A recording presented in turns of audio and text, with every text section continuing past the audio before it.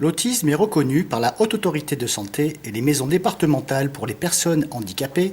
comme un handicap social, car il se caractérise par des difficultés de communication et de compréhension des codes sociaux, qui entravent les capacités d'insertion dans la société. En d'autres termes, les autistes seraient des handicapés sociaux qui n'auraient pas la capacité de s'inclure dans la société humaine telle que nous la concevons. Dans une étude portant sur 557 étudiants de l'Université de York, dans le cadre du projet Lost in Translation, 2% de ces étudiants ont été identifiés comme porteurs d'un autisme Asperger. Et dans une étude similaire de Baron Cohen en 2001, portant sur 840 étudiants de l'Université de Cambridge, ils ont trouvé le même pourcentage. Baron Cohen conclut qu'aucune de ces personnes ne se plaignait d'un quelconque malheur social actuel. En effet, beaucoup d'entre eux ont déclaré qu'au sein d'une université, leur désir de ne pas être sociable, ainsi que leur désir de poursuivre leurs intérêts étroits ou répétitifs, généralement les mathématiques et l'informatique, n'étaient pas considérés comme étranges et étaient même valorisés. Les auteurs ajoutent qu'une compréhension sociale basée sur la logique peut avoir des inconvénients à comprendre des situations émotionnellement et socialement complexes, mais elle libérerait un potentiel cognitif pour des capacités améliorées dans d'autres domaines, à la fois techniques et sociaux, qui peuvent contribuer à une réputation et à une réussite sociale positive. Les peintures de la grotte de Chauvet dans le sud de la France, qui comptent parmi les peintures figuratives de ce type les mieux préservées, sont pointées du doigt comme étant l'œuvre de personnes autistes. Ces peintures sont particulièrement réalistes et démontrent des qualités de mémoire remarquables, et une grande minutie, et aussi une tendance à s'attacher aux détails d'une scène plutôt qu'à la considérer dans son ensemble. Ces peintures réalisées il y a 36 000 ans font état d'une avancée de techniques artistiques qui inspirent les artistes d'aujourd'hui comme le dessinateur Jules, auteur de la bande dessinée à succès, devenue une série de dessins animés Silex and the City. Dans leur ouvrage The Prehistory of Autism, Penny Spiekins, Barry Wright développent l'idée que les autistes ont toujours fait partie des sociétés humaines. Et ils se demandent quelles compétences technologiques et innovantes, qualités morales et autres contributions les autistes ont pu apporter aux sociétés humaines, et ils examinent les preuves archéologiques et anthropologiques de l'influence de l'autisme dans l'art et les artefacts préhistoriques. Ils montrent que certaines révolutions technologiques, comme le traitement thermique des silex, certaines découvertes en chimie pour la conception de colle ou d'outils, font preuve d'esprit de type autistique. Dans les contextes archéologiques, la spécialisation élaborée sur la précision et la pratique extensive observée dans la fabrication lithique au dernier maximum glaciaire fournit un autre exemple où les traits autistiques seraient avantageux, avec des spécialistes techniques également reconnus parmi les Inuits modernes.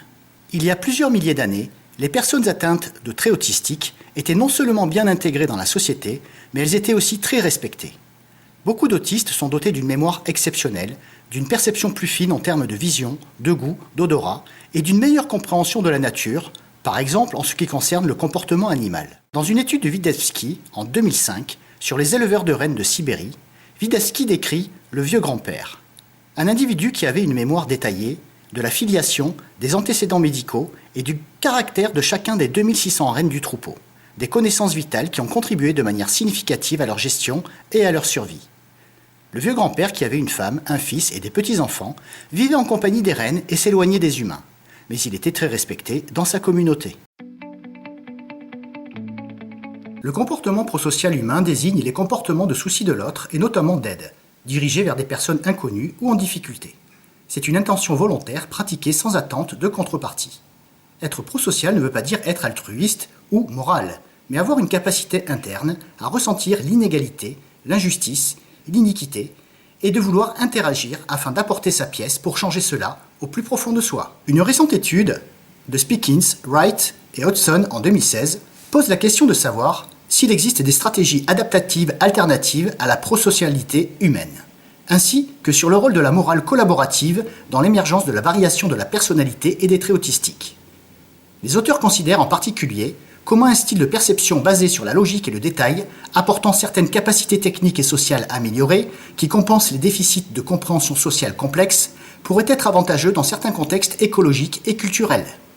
Les traits de l'autisme peuvent avoir favorisé l'innovation dans la culture des matériaux archéologiques ou au paléolithique tardif, dans le contexte de l'interdépendance mutuelle des différentes stratégies sociales, ce qui a contribué à son tour à l'essor de l'innovation et des réseaux sociaux. Il est intéressant de constater que les gens dans les grandes villes ont beaucoup moins de prosocialité que les personnes vivant dans de petites villes et que les personnes des petites villes voient leur capacité prosociale diminuer fortement lorsqu'elles sont immergées dans de grandes villes et qu'inversement, les personnes des grandes villes voient leur capacité augmenter lorsqu'elles sont immergées dans de petites villes.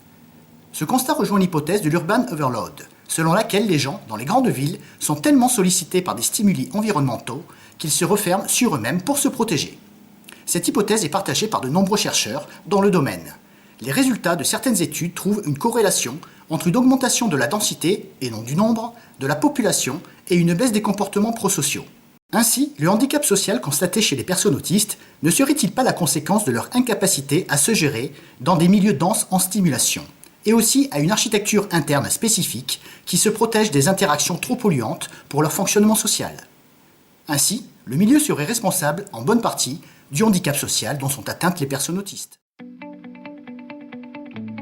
Dans une étude pertinente faite en 2014 par Yaffe, Verrier et Reidy sur l'amélioration des capacités perceptives et de la résistance à la conformité sociale, les personnes autistes comparées avec des individus neurotypiques dans le paradigme de conformité de H se sont avérés résistants à changer leur jugement perceptif spontané malgré la pression sociale de changer en se conformant au jugement erroné d'une personne faisant autorité. D'autre part, une étude de Cage en 2015 montre que les autistes restent fidèles aux principes plutôt que d'être influencés par le besoin de maintenir une position sociale. Ainsi, la logique et l'intégrité de jugement l'emportent malgré la pression sociale, ce qui permet de dire que les autistes restent impartials et non corrompus à la pression sociale, ce qui leur confère un sens éthique absolu, et ce qui, pour une société, est un gage d'intégrité, d'équité, d'égalité et d'équilibre social.